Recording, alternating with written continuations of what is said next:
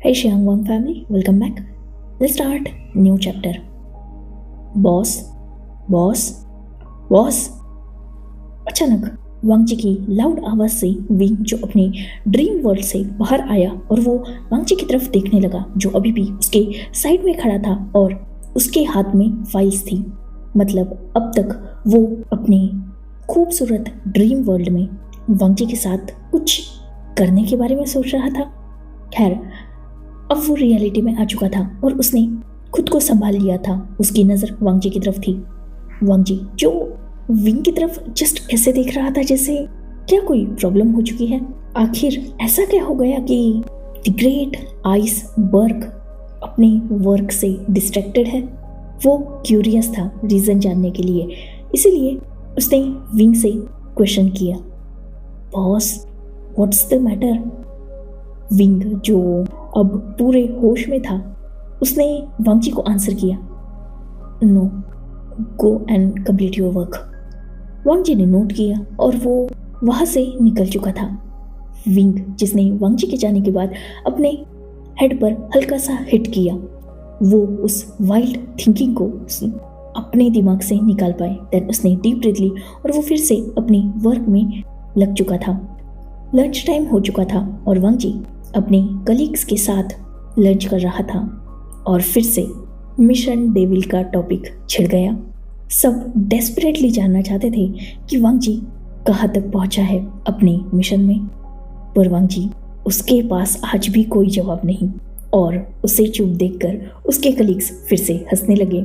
शुयांग, Shao Shinchan, वेंजिंग, नी Hussain, Mingyao सब वांगजी का मजाक उड़ा रहे थे, उस पे हंस रहे थे और उसे गिव अप करने के लिए बोल रहे थे।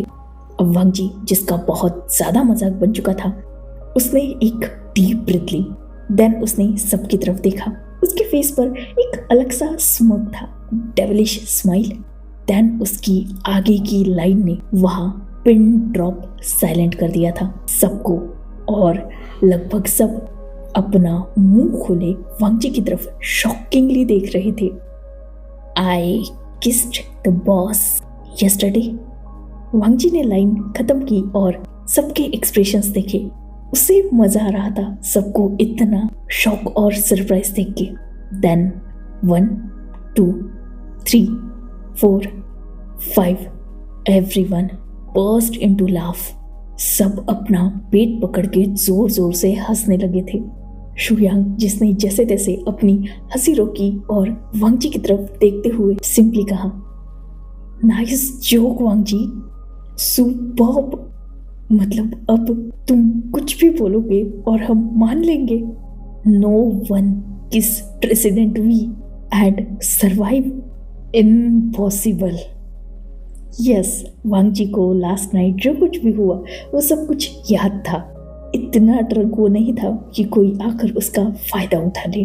वो अब तक विंग के सामने प्रिटेंड कर रहा था ताकि दोनों में सिचुएशन ऑकवर्ड ना हो। मोस्ट इम्पोर्टेंट वांगजी को ही समझ में नहीं आ रहा था कि उसे उस किस के बाद विंग को फेस कैसे करना है। बट जब उसने मॉर्निंग को विंग को देखा था, उसने डिसाइड कर लिया कि उस बारे में कोई बात करेगा ही नहीं। वैसे भी विंग को भी पता था कि वांगजी ड्रंक है, तो वो विंग को इसी मिसअंडरस्टैंडिंग में रहना देना चाहता था कि नशे की वजह से वांगजी सब कुछ भूल चुका है, ताकि वो फ्यूचर में इस ऑफिस में सरवाइव भी कर सके और अपनी बेट को कंप्लीट भी कर सके। वांगजी जिसने इन सबको सच्चाई बता दी थी, पर ये सब वांगजी पर हंस रहे थे जस्ट लाइक वो कोई जोकर है। खैर जो विंग की पर्सनालिटी जानते थे वो डेफिनेटली वांगजी की इस सच्ची बात को भी जोक ही समझेंगे। पर सबकी हंसी और सब जो वांगजी का मजाक उड़ा रहे थे उससे वांगजी को बहुत ज़्यादा गुस्सा आ गया। उसने लगभग सब पे शाउट किया था, मैं झूठ नहीं बोलता, सच में लास्ट नाइट उस आइसबर्ग ने मुझे किस किया। बट स्टिल वांगजी पर कौन ही यकीन करता। मोस्ट इम्पोर्टेंट प्रूफ किसके पास था और ये बात इतनी स्ट्रॉन्ग थी कि इसे प्रूफ की ज़रूरत थी और वांगजी के पास वो था नहीं। ये सब लोग प्रूफ चाहते थे और वांगजी दे नहीं सकता था, इसलिए वो लोग उस पर यकीन नहीं कर रहे थे, जिससे वांगजी का गुस्सा और चढ़ गया। वो लगभग उठ गया और उसने उस टेबल पर जोर से हाथ मारा, जिससे सबने हंसी रोक दी और वो वांग जी की तरफ देख रहे थे। बट स्टिल सबके फेसेस पर स्माइल थी और वांग जी समझ रहा था कि ये सब कहीं ना कहीं अभी भी उसका मजाक उड़ा रहे हैं। Fine, within 1 month I will make iceberg Wei Wuxian confess first. अब ये सुनकर वहाँ जितने भी लोग मौजूद थे वो और भी ज़्यादा शॉक हो चुके थे। 1 month बहुत कम वक्त होता है, इतने वक्त में सच में क्या वो आइसबर्ग मेल्ट हो जाएगा? बट खैर, अगर वांग जी ने जो कुछ भी कहा वो सच है और सच में विंग ने वांग जी को किस किया है तो ये पॉसिबल है। अब वांग जी भी जानता था कि विंग ने उसे किस सिचुएशन में किस किया है। कोई फीलिंग्स इमोशन तो है नहीं, बस शायद वो ड्रंकन मिस्टेक थी। बट स्टिल उसे पसंद नहीं आया उसका मजाक उड़ाना, तो उसने बेट लगा दी थी 1 month की, जिस वजह से वो बेट और भी ज़्यादा बिग हो चुकी थी। Mission devil iceberg meltdown within 1 month is started. Wang Ji ने अपना मुंह खोला और वो गुस्से से वहां से निकल चुका था और वहाँ बाकी सब जो भी थे वो वांग जी की तरफ अनब्लिंकिंगली देख रहे थे। वही वांग जी जो फिलहाल वॉशरूम में था, मिरर में खुद के रिफ्लेक्शन को देखकर वो गुस्सा हो रहा था। 30 दिन कैसे करेगा वो? क्या वो बेवकूफ है? अपने मुंह पर ताला क्यों नहीं लगा के रखता? जहां नहीं बोलना चाहिए वही वांग जी बकबक करता रहता है। जो इंसान उसकी तरफ एक नज़र ठीक से देखता नहीं, वो इंसान उससे 30 दिनों में प्यार करेगा और पूरे ऑफिस के सामने उसके प्यार का कन्फेशन करेगा। क्या ये पॉसिबल भी है या वांग जी की इज्जत की धज्जियां उड़ने वाली है? खैर, मुंह खोल दिया था तो अब कुछ तो करना ही था। वांग जी जिसने खुद के फेस पर पानी मारा और खुद को संभाला, उसे खुद पे जो गुस्सा आ रहा था वो थैंकफुली वो खुद को पंच नहीं कर सकता था, वरना आज वो खुद का ही मुंह तोड़ देता। बट स्टिल उसने खुद को कंट्रोल किया और वो बाहर आया। एक डीप ब्रीथ ली उसने, देन वो अपने काम पर लौट चुका था। वो दिन बिल्कुल नॉर्मल और शांति से गया। वांग जी ने कुछ भी नहीं किया। एक तो उसका गुस्सा ही बढ़ा हुआ था, तो वो जो भी करता वो उल्टा ही होता। ये बात वांग जी जानता था, इसलिए उसने नॉर्मली बस अपना वर्क ही किया। देन नेक्स्ट डे वो ऑफिस आया, उसने अपना काम स्टार्ट कर दिया और विंग का शेड्यूल बनाया। देन कुछ फाइल्स करेक्ट करनी थी, वो सब वर्क उसने ख़त्म किया और वो सारी फाइल्स उसने विंग के सामने रख दी। विंग जिसने फाइल्स ओपन की और वांग जी जो सामने ही खड़ा था, विंग ने फाइल्स एक बार देखी, देन वांग जी की तरफ देखा। आज क्या उसका पर्सनल असिस्टेंट दिमाग पे गिरा है? फाइल्स पे ये अजीबो और गरीब स्टिकी नोट्स कौन चिपकाता है? और जो ये स्टिकी नोट्स पे प्रॉब्लम्स लिखी हुई है, ठीक है भले ही वो वर्क रिकॉर्डिंग है, मतलब अकॉर्डिंग है, बट स्टिल ऐसे कौन लिखता है? ये वर्क की प्रॉब्लम्स कम और लव लेटर ज़्यादा लग रहा है। बहुत ज़्यादा कलरफुल नहीं हो गए? अलग अलग शेप के स्टिकी नोट्स और वो क्लिंगी लाइंस। विंग जो ये सोच रहा था कि क्या ये पागल हो चुका है, स्टिल उसने वो फाइल जैसे तैसे देखी, देन उसे बंद कर दिया और टेबल पर रख दिया। वो स्टिकी नोट्स देख के विंग का दिमाग खराब हो चुका था। ओके, इस प्रोजेक्ट को होल्ड पे रखो, हम बाद में देखेंगे। जैसे ही वांग जी ने ये सुना, उसका दिमाग खराब। ऑब्वियसली वो जानता था ये प्रोजेक्ट बहुत इंपॉर्टेंट है, पर शायद विंग का वो स्टिकी नोट्स देखकर दिमाग खराब हो चुका है, इसलिए उसने इस प्रोजेक्ट को डिले कर दिया। वांग जी का फर्स्ट अटेम्प्ट फेल, बहुत बुरी तरीके से पिटा था ये आइडिया। देन उसने नोट किया, उस फाइल को उठाया और वो अपने अगले काम में लग गया। बाद में उसने ज़्यादा कुछ नहीं किया और लंच टाइम हो गया। वांग जी जो आज अपने कलीग्स के पास बिल्कुल नहीं गया। विंग जो अभी भी वर्क कर रहा था, उसके सामने वांग जी ने लंच बॉक्स रख दिया। विंग जिसने एक नज़र उस लंच बॉक्स की तरफ देखा, देन वांग जी की तरफ। What's happened? अगर भूख लगी है तो जाओ और खाना खा लो, वैसे भी लंच टाइम हो ही चुका है। वांग जी ने नोट किया, एक ब्यूटीफुल स्माइल थी उसके फेस पर। एग्जैक्टली बॉस, लंच टाइम हो चुका है। आपको भी तो भूख लगी होगी ना, सो मैंने खुद अपने हाथ से खाना बनाया है, ट्राई करना चाहेंगे? विंग जिसे वांग जी की ट्यून जमी नहीं, ये ट्रबल मेकर कब से उसकी केयर करने लगा। एक पल के लिए विंग के दिमाग में जस्ट ये आया कि क्या आज उसने वांग जी के साथ कुछ मिसबिहेव किया है। ऑब्वियसली यार, वांग जी की हरकतें वो अच्छी तरीके से जानता था, प्रोफेशनली ही नहीं पर्सनली भी वांग जी को पहचानता था वो। तो उसे डाउट था उसने कोई गलती की होगी और वांग जी 100% उसके फूड में जमाल गोटा मिला के लाया होगा ताकि वो विंग से बदला ले सके। बट स्टिल उसे याद नहीं आ रहा था उसने तो आज कुछ भी गलत नहीं किया। लास्ट डे भी उसने कुछ नहीं किया था, इवन लास्ट डे भी बहुत अच्छा गया था। तो क्या ये उसके पहले जो नाइट को किस हुआ था उसका बदला लेने के लिए कर रहा है? वांग जी जिसके माइंड में वो बात थी भी नहीं और विंग वही सोच रहा था ये जरूर बदले के लिए कर रहा है। बट स्टिल वांग जी के फेस की स्माइल और उसका वो लुक जो विंग को जितना डरा रहा था उतना ही एक तरीके से उसे प्रेशराइज कर रहा था कि नहीं, काम छोड़ो, उठो और खाना खाओ। विंग जिसने एक डीप ब्रीथ ली, अपना लैपटॉप क्लोज किया, देन वो काउच पर जाकर बैठ गया। वांग जी जिसने विंग के सामने अपना लंच बॉक्स ओपन किया और सरप्राइजिंगली उसमें विंग की पसंदीदा सारी फूड आइटम्स थी। क्या ये अपना बदला लेने के लिए इस हद तक जा सकता है कि इसने विंग पर इन्वेस्टिगेशन करवाई है? उसे क्या पसंद है ये तक वांग जी ने पता लगा लिया। इम्प्रेसिव। बट आज विंग को वो पसंदीदा खाना भी खाने का मन नहीं हो रहा था। पता नहीं वांग जी ने क्या ही मिलाया हो। वांग जी ने एक अच्छी सी प्लेट सर्व की और विंग के सामने बढ़ा दिया। विंग जो जस्ट लाइक एक दिन भूखा रहने से कुछ नहीं होगा, मुझे नहीं खाना। और कहीं ना कहीं विंग के उस लुक का मतलब वांग जी समझ गया। उसने और भी उस प्लेट को विंग के लगभग मुंह के सामने ले गया था। बॉस ट्राई प्लीज, बहुत दिल से बनाया है मैंने। विंग जिसकी आंखों में वो खौफ नजर आ रहा था, खाऊं या नहीं खाऊं, खाऊं या नहीं खाऊं। जहर हुआ तो ठीक है, वो एक ही पल में टपक जाएगा, ज्यादा दुख नहीं है विंग को। प्रॉब्लम यह है कि इसमें कोई एम्बैरेसिंग चीज हुई तो विंग की इज्जत की धज्जियां उड़ जाएगी, जस्ट लाइक जमाल गोटा वगैरह। और विंग पूरे ऑफिस के सामने अपना मजाक नहीं उड़ाना चाहता। बट वांग जी की उन आइज का क्या करे जो उसे जैसे बेक कर रही है।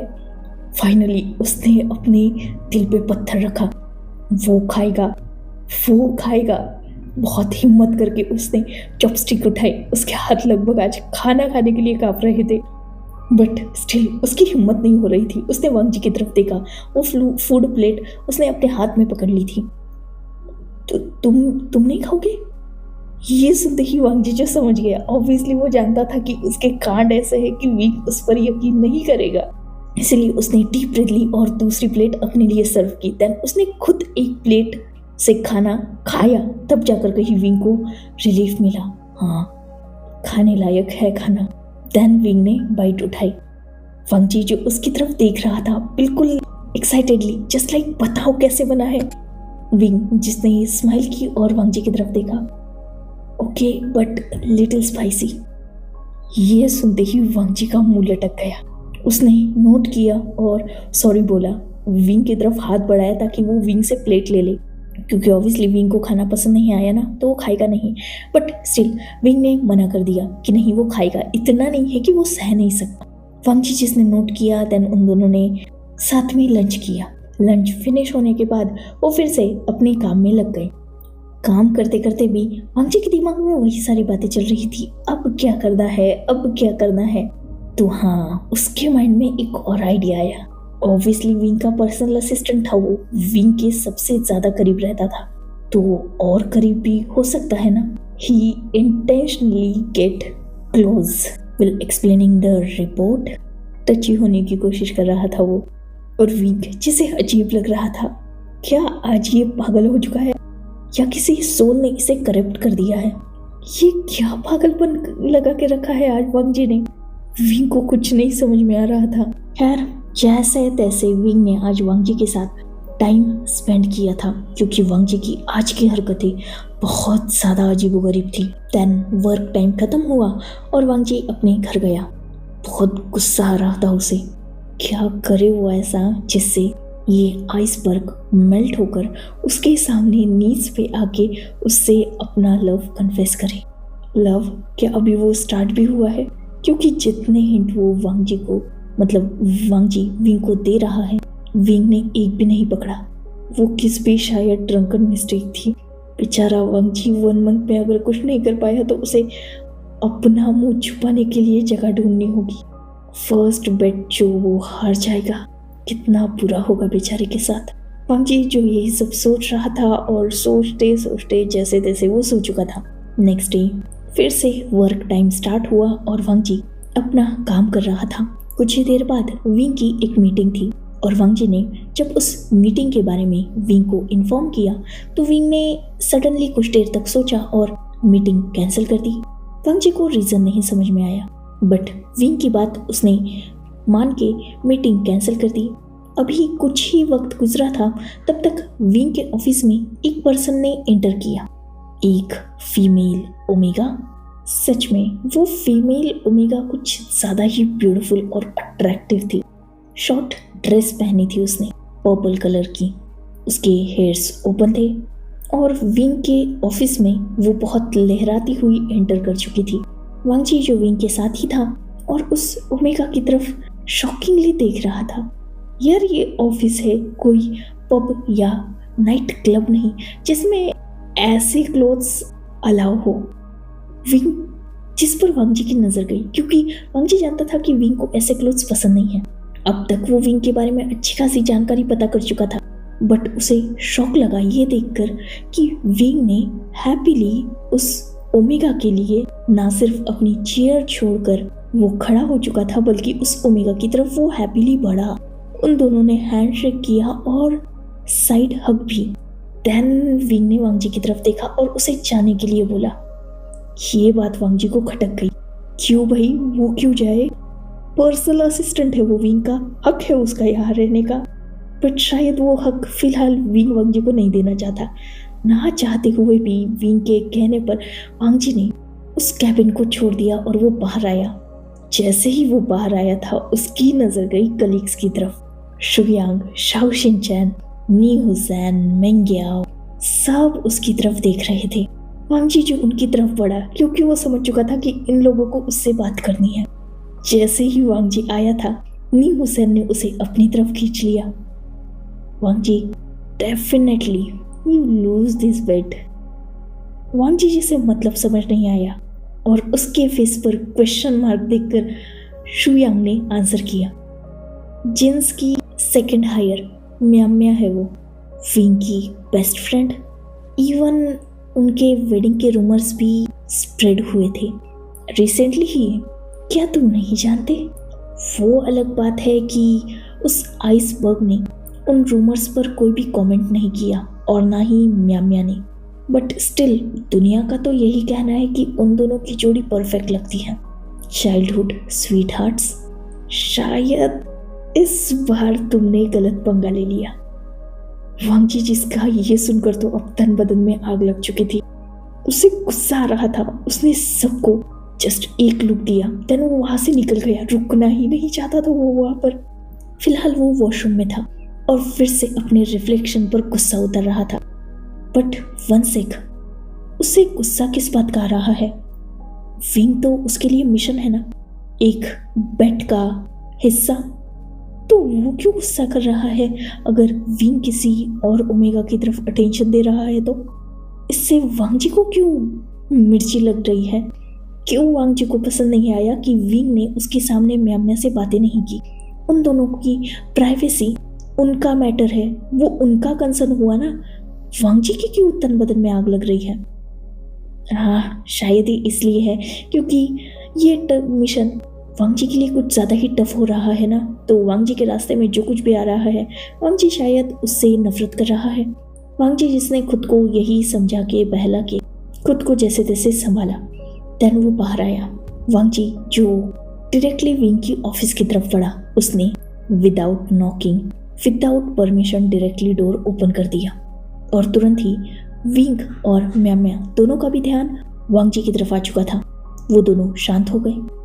विंग जिसने वांग जी से क्वेश्चन किया व्हाट्स हैपेंड, वांग जी जिसने वियर्ड स्माइल के साथ विंग को आंसर किया I was checking the air condition. ये सुनकर विंग ने आई रेज की थी और म्याम्या वियर्डली वांग जी की तरफ देख रही थी। व्हाट डू यू मीन, वांग जी जिसने विंग के इस क्वेश्चन पर तुरंत विंग के टेबल पर रखे एयर कंडीशन के रिमोट को उठाया और वो टेम्परेचर सेट करने लगा। वो मुझे लगा आपको ठंड लग रही होगी, सो मैं बस टेम्परेचर सेट करने आया था। ये सुनकर म्याम्या जो गिगल करने लगी और उसने विंग की तरफ देखा। क्या बात है विंग, तुम्हारा पीए तुम्हारे कुछ ज्यादा ही ध्यान रखता है। विंग ने जब ये म्याम्या की बात सुनी, वांग जी से नजर हटाकर उसने म्याम्या की तरफ देखा। वियर्ड उसे भी लग रहा था बट स्टिल उसने नोट किया। हाँ मुझे भी आज ही पता चला। ये सुन के तो म्याम्या जो अपनी हंसी रोक नहीं पाई थी और वो जोर जोर से हंसने लगी। वही विंग जिसने म्याम्या से नजर हटाई और वो फिर से वांग जी की तरफ देखने लगा था वियर्डली। वांग जी जिसे बहुत ऑकवर्ड लगने लगा, उसने तुरंत उस रिमोट को नीचे रख दिया और वो रूम से बाहर निकल गया। अभी 10-12 ही मिनट बीते थे कि फिर से ऑफिस रूम का डोर ओपन हुआ और वांग जी फिर से अंदर आया। उसके हाथ में इस बार कॉफी मग्स थे जिसमें हॉट कॉफी थी। वांग जी जिसने म्याम्या के सामने वो कॉफी मग बढ़ा दिया। ये जैसे ही विंग ने देखा, वो वांग जी को वियर्डली घूर रहा था। आज ये इंसान कुछ ज्यादा ही इंटरफेयर नहीं कर रहा। स्टिल उसने वांग जी को आंसर किया, उसे कॉफी पसंद नहीं है, ब्लैक टी लेके आओ। जैसे ही ये बात वांग जी ने सुनी, उसका पारा चढ़ गया। ओ तो बात इतनी आगे बढ़ चुकी है कि पसंद नापसंद पता है। वांग जी जो विंग को घूर रहा था, विंग जी से अजीब लगा। ये क्या लुक हुआ, मतलब वांग जी उसे ऐसे घूर रहा है जैसे वांग जी ने रेड हैंडेडली विंग को चीटिंग करते हुए पकड़ लिया हो और वैसे ही वाइफ वांग जी दे भी रहा था। अब ये गलती थी या पनिशमेंट, डोंट नो, पर वांग जी के हाथ से विंग के लैप पर वो हॉट कॉफी गिर गई और तुरंत विंग उठ चुका था। अपनी पैंट वो साफ कर रहा था। ऑब्वियसली वो कॉफी बहुत ज्यादा हॉट थी, शायद बर्न भी हो चुका था। वांग जी ने जैसे ये देखा था, अब वो अपने होश में आया। यार क्या कर रहा है वो, क्या उसे सच में यहाँ से निकलना है या वो यही चाहता है कि विंग उसे किक मार के बाहर निकाले। वांग जी जिसने तुरंत वो कॉफी मग साइड में रखे और वो टिश्यू से विंग की पैंट को वाइप करने लगा। म्याम्या जो शॉकिंगली दोनों को देख रही थी, इन दोनों में चल क्या रहा है एग्जैक्टली। उसके दिमाग में तो यही बात थी। उसने विंग की तरफ देखा और उससे पूछा क्या वो ठीक है। विंग जो बिल्कुल नहीं था, ठीक नहीं था बेचारा। उसने म्याम्या से कहा कि वो बाद में आए। म्याम्या जो समझ रही थी, उसने विंग से कहा कि ठीक है वो अपना ख्याल रखे और हो सके तो डॉक्टर के पास चला जाए। विंग ने नोट किया। देन म्याम्या वहां से निकल गई, पर उसने टर्न होके एक बार विंग और वांग जी की तरफ देखा जो फिलहाल गलत ही पोजीशन में थे। ये पोजीशन सेम थी जब वो फर्स्ट टाइम मिले थे। वांग जी जो विंग की लैब में टिश्यू से साफ कर रहा था, म्याम्या जिसने डीप ब्रीथ ली और वो बाहर चली गई। देन विंग जो वहां से सीधा वॉशरूम जा चुका था। सच में वो वांग जी को कर्स कर रहा था। एग्जैक्टली ये बंदा चाहता क्या है उससे। थैंकफुली कॉफी उसके नी साइड और थोड़ी सी लैब पे गिरी है। अगर और ऊपर गिरती तो उसकी जनरेशन को खतरा हो सकता है या हो सकता था। थैंकफुली वो बच गया। सच में क्या खतरनाक इंसान है ये। उसे अब ये समझ नहीं आ रहा था कि वांग जी उससे किस बात का बदला निकाल रहा है। खैर उसने खुद को क्लीन किया, ऑइलमेंट अप्लाई की जो वांग जी उसे थोड़ी देर पहले दे के गया था। देन अपने क्लोथ्स चेंज किए और वो फिर से आकर अपनी चेयर पर बैठ गया। वांग जी जो बिल्कुल लॉस पॉपी की तरह वहां खड़ा था, अपना हेड डाउन करके, और विंग जो गुस्से से उसे घूर रहा था। वांग जी एग्जैक्टली मुझे बताओगे कि मैंने क्या किया है ताकि मैं तुम्हें सॉरी बोल दूं, क्योंकि तुम्हारी ये हरकतें मैं नहीं सह सकता। जैसे ही ये बात वांग जी ने सुनी, उसने अपना हेड ऊपर किया और विंग की तरफ देखा। बॉस वो गलती से हो गया। ये सुनते ही विंग, जिसने लगभग अपने सामने जो टेबल थी उस पर हाथ मारा था, गलती से, ये गलती से हुआ है।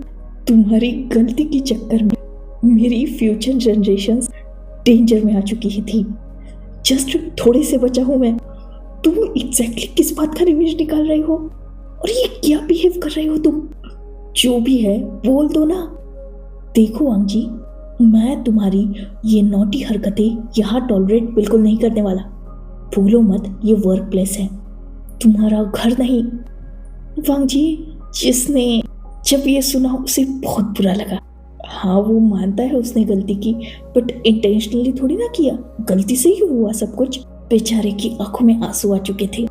ऑब्वियसली यार, लैंस का हायर था वो, सबकी बैंड बजाता रहता था। ये फर्स्ट टाइम था कि किसी ने उस पे डांटा था। हाँ मतलब उसके फादर उस पे चिल्लाते थे, बट वो अलग पॉइंट हुआ ना, वो कितना भी किया तो फादर थे। ये बॉस और एम्प्लॉय का रिश्ता है ना, तो इतनी डांट वो सह नहीं पाया। वैसे भी कलीग्स के सामने भी उसका मजाक बन चुका था, और मोस्ट इम्पोर्टेंट, पता नहीं क्यों आज उसे बहुत अजीब लग रहा था। विंग और म्याम्या को देखकर उसे बुरा लगा। तो वो सारे इमोशंस मिक्सड अप हो चुके, जिस वजह से उसकी आंखों में शायद आंसू आ चुके थे। विंग जो लगातार वांग जी को डांट रहा था, पर जब उसने वांग जी को साइलेंट देखा, उसने ठीक से वांग जी के फेस की तरफ देखा जो झुका हुआ था, बट स्टिल जो आंसू गिर रहा था उसके आंखों से, वो विंग की नजर में आ गया। वो तुरंत अपने दर्द को भूलकर अपनी चेयर से उठ गया था और वांग जी के सामने आकर खड़ा हो गया। वांग जी, वांग जी। 2 बार आवाज देने पर कहीं वांग जी ने हल्के से अपने हेड को ऊपर किया, और जैसे ही विंग ने वो टीयरी आईज देखी थी, उसे सडनली पैनिक फील होने लगा। वो आगे बढ़ा और उसने वांग जी के शोल्डर्स को ग्रैब कर लिया। Wang Ji, don't cry, I am sorry, मैं तुम्हें डांटना नहीं चाहता था, मुझे माफ कर दो। देखो, रो मत ना। वांग जी, आई एम सॉरी, मैं गुस्सा नहीं करूंगा आगे से। वांग जी जो विंग के मनाने पर और भी ज्यादा रोने लगा, और जैसे ही ये विंग ने देखा वो और भी डर गया। अरे लिटरली वो ऐसी सिचुएशन में था जहाँ उसे किसी को कंसोल करना था, जो आज तक उसने ना किया है ना उसे आता है। और वांग जी को रोते हुए देखकर उसे अजीब सा दर्द फील होने लगा। वो तुरंत आगे बढ़ा और उसने वांग जी को हक कर लिया, उसे अपने चेस्ट में छुपा लिया, और वो वांग जी को सहलाने लगा। आई एम सॉरी, इट्स ओके ना, सब ठीक है, मैं नहीं डांटूंगा, प्लीज रो मत वांग जी। विंग जो लगातार वांग जी को कंसोल कर रहा था, और वांग जी जो रोई जा रहा था।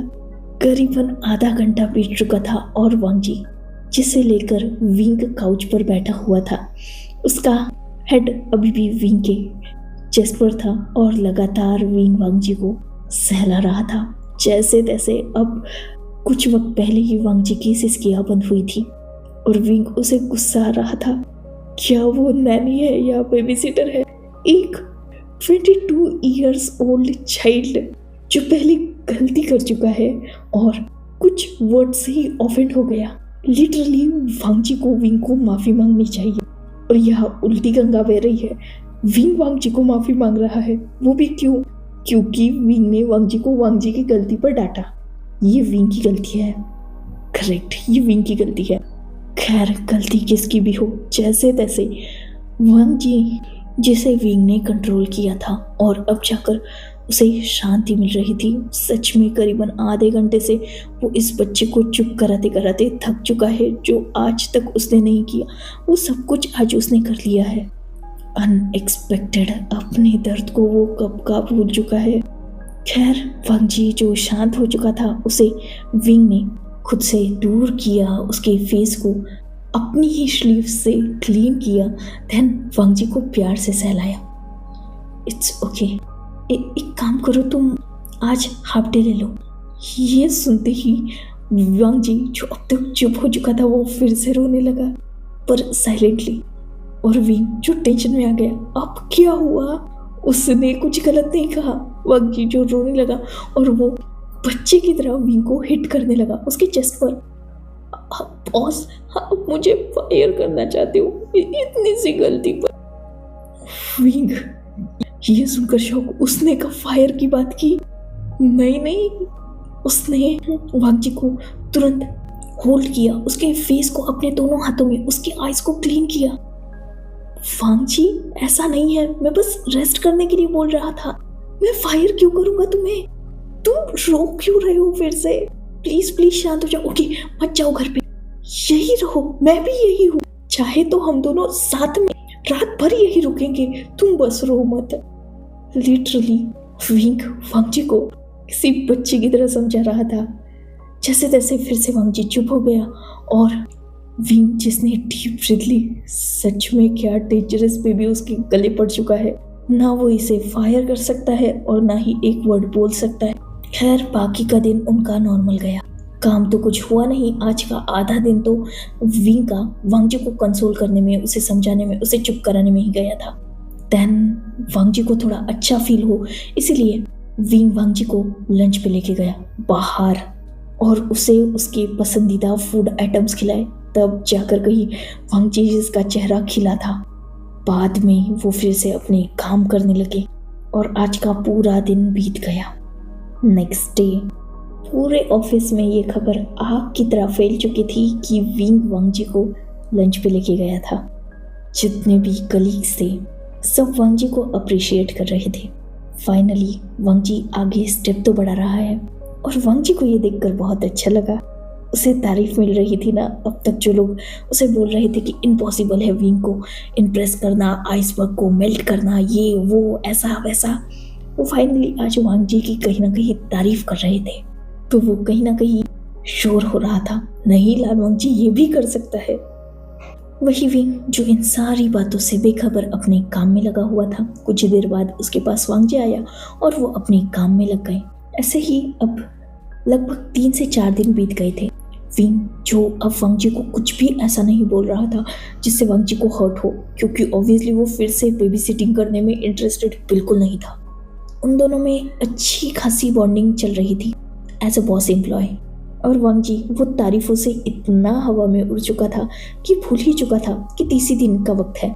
उसमें से लगभग 7 से 8 दिन तो बीत चुके हैं। वक्त कम है और काम बहुत ज़्यादा। So, enough for today. Let's take a break. Next chapter in next video. If you like my explanation, like, comment, and subscribe my channel. Hopefully, you all are enjoying this fan fiction. Goodbye. Take care. Enjoy your beautiful life.